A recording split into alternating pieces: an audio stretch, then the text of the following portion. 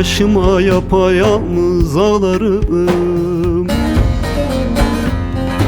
Acımızı ağıtlarla söylerim. Gecikmiş bir bahar gelse neylerim? Senden sonra canım, senden sonra günüm, senden sonra yarim, senden sonra balım, senden sonra canım, senden sonra yarim, yarim. Senden sonra canım, senden sonra günüm, senden sonra yarim, senden sonra balım, senden sonra canım, senden sonra gülüm, gülüm.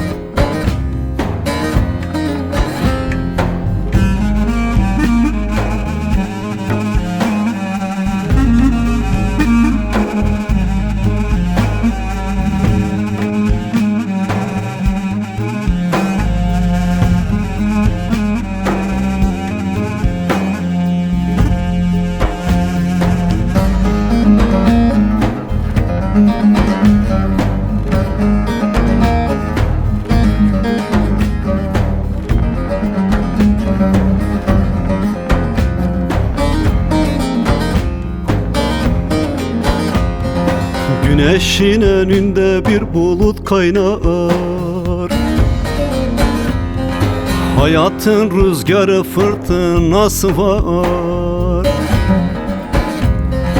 Bağrıma kor düştü, saçlarım akar.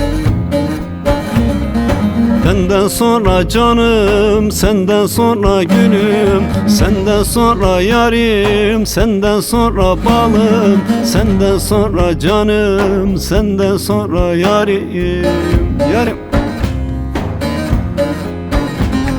Senden sonra canım, senden sonra günüm, senden sonra yarim, senden sonra balım, senden sonra canım, senden sonra gülüm, gülüm.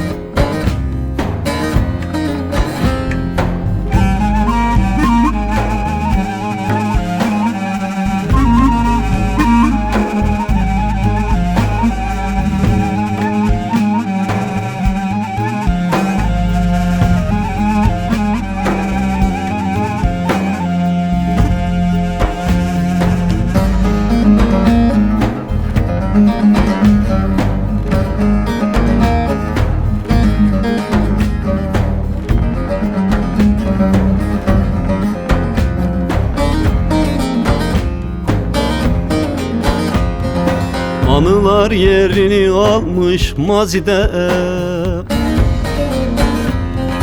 yaşanmamış günler kaldı geride.